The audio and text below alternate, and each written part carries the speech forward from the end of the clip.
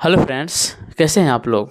आशा करता हूं कि आप अच्छे होंगे और आपकी पढ़ाई लिखाई बहुत अच्छे ढंग से चल रही होंगी।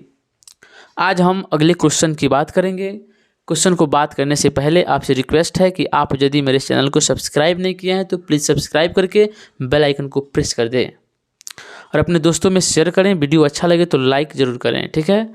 अब देखिए, आगे की क्वेश्चन जो है वैसा क्वेश्चन है जिसका कुछ नाम अलग हो सकता है, ठीक है।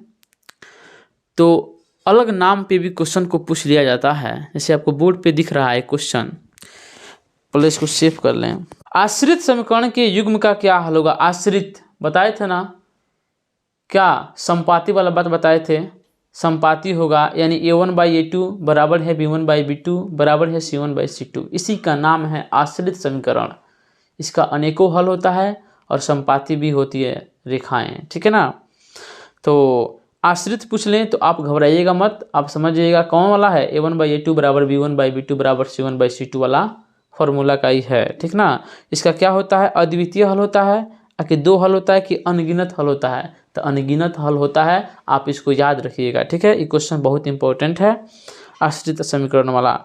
अब देखिए 20 नंबर क्वेश्चन है कि दो रैखिक समीकरण a1x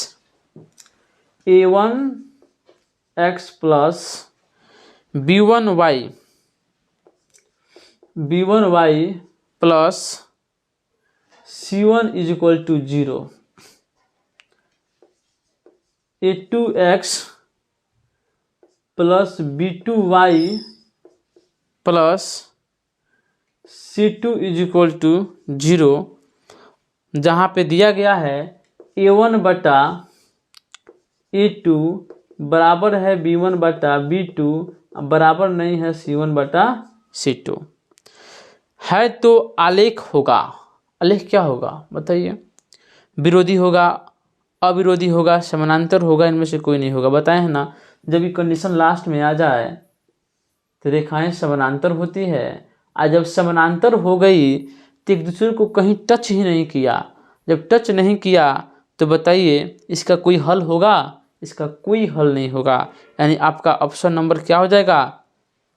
इसमें पूछा है विरोधी अविरोधी समानांतर। इसमें अगर इसमें पूछा होता एक हल होगा, दो हल होगा, नहीं हल होगा, तो इसका कोई हल नहीं होगा, इसका ये आंसर हो जाता। लेकिन इसमें क्या हो जाएगा, समानांतर है तो समानांतर ही मारेंगे टिक, ऑप्शन नंबर सी को। एक रैखिक समीकरण का घात होगा। एक रैखिक समीकरण का घात होगा। रैखिक समीकरण होता क्या है, जैसे बताते हैं आपको। x plus 2 is equal to क्या है, 0। ये रैखिक समीकरण हो गया क्योंकि इसमें x का पावर क्या है, 1 है। तो घात कितना होगा, 1 होगा हमेशा। घात कितना होगा, इसका 1 होगा, ऑप्शन नंबर सी हो जाएगा। समीकरण x प्लस वाई बराबर 6 दिया हुआ है। x प्लस वाई बराबर कितना दिया हुआ है, 6 दिया हुआ है। अब पूछ रहा है कि कितने हल हो सकते हैं। इसका अनंत हल हो सकता है। क्यों, क्योंकि x का मान जितना लेंगे, 1 2 3 4 5 6 जितना लेंगे उतना ही y का मान क्या हो जाएगा, आता रहेगा। तो x का मान जितना लेंगे y का मान उतना ही आएगा। इससे कहने का मतलब है इस बात को कि इसका अनगिनत हल हो सकता है। 1 करोड़ ले लेंगे तो 1 करोड़ y का मान हो जाएगा, है ना। तो अनगिनत है ना, इसका कोई गिनती है नहीं है। जितना लेंगे उतना क्या होगा, इसका मान बदलता जाएगा। x बदला y चेंज, x बदला y चेंज, हमेशा चेंज होता ही रह जाएगा, ठीक है ना। अगला क्वेश्चन है कि एक रैखिक समीकरण जिसका कोई हल नहीं होता है, रैखिक समीकरण क्या कहलाता है। अब देखिए, एक रैखिक समीकरण है जिसका कोई हल ही नहीं होता है। कोई हल नहीं होता है, ये वाला है, कोई हल नहीं होता है। तो रैखिक समीकरण क्या कहलाता है, संगत युग्म कहलाता है, या फिर असंगत युग्म कहलाता है, या ए और बी दोनों कहलाता है, कि कोई नहीं। जिसका कोई हल नहीं होता उसका क्या है, समानांतर होता है। संगत होगा कि असंगत होगा, असंगत युग्म होगा। क्या होगा, असंगत युग्म। अपना ऑप्शन नंबर बी सही हो जाएगा। यदि दो चरों में एक रैखिक समीकरण 2x plus 3y minus 6, 2x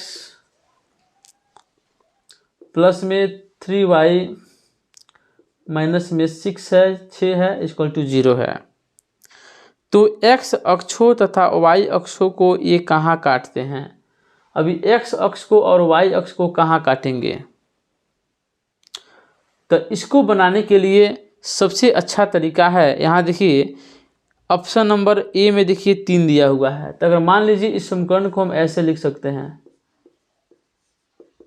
6। अगर हम क्या कर दें, x बराबर क्या ले लें, 3 ले लें, तो देखिए 3 दूना 6 हो जाएगा, अब प्लस में 3y या बराबर में 6 हो जाएगा। इधर गया तो क्या हो गया, 0 हो गया, माइनस करके तो y बराबर 0 हो गया। 3 0 कहीं दिया हुआ है जो नहीं दिया हुआ है। इसी तरह सभी मानों को रखकर देखेंगे, x और y के मानों को रखकर देखेंगे। मान लो कि ये क्या हो गई, x एक्सिस y एक्सिस, कोई रेखा ऐसे खींचा रहेगा, तो ये पॉइंट हुआ, चाहे ये पॉइंट हुआ, तो क्या हुआ, हम देखेंगे कि जो पॉइंट पे मान कटा हुआ है, मान लो ये बीच में कोई मान आ गया, तो हम लोग कैसे काटते हैं, ऐसे काटते हैं मिला करके। तो यहाँ x का मान भी होता है और y का मान भी होता है। उस मान को इस चीज़ में रखने पर, इस समीकरण में रखने पर क्या करता है, इस मान को वो संतुष्ट कर जाता है, मान को वो पूरा सेटिस्फाइड कर जाता है। तो हम समझते हैं क्या उसका शून्यक है, उस मान को पुष्टि कर रहा है। ठीक है ना, इस तरह आपको रख कर देखना है।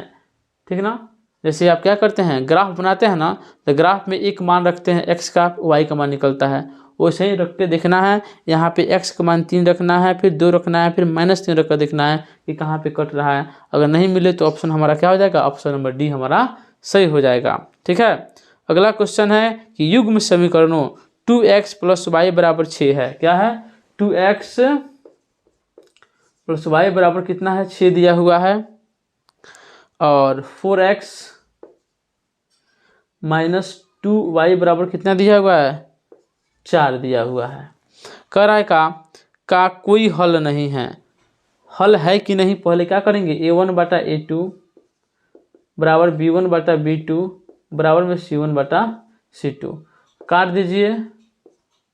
3 दूना 6, 2 दूना 4, यानी 1/2 हो गया, बराबर नहीं है -1/2 के।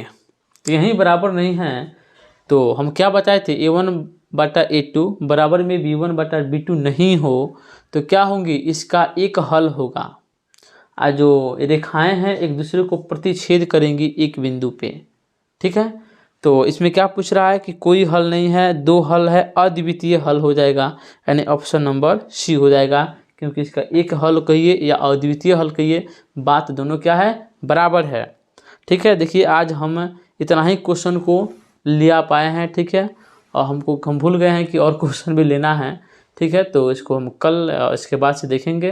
हमारे पास बुक भी नहीं है कि देखकर पढ़ा दें, इसके लिए क्वेश्चन का होना भी ज़रूरी है। ठीक है, चलिए हम चलते हैं, कल फिर मिलेंगे अगले वीडियो के साथ। तो जय हिंद, जय भारत।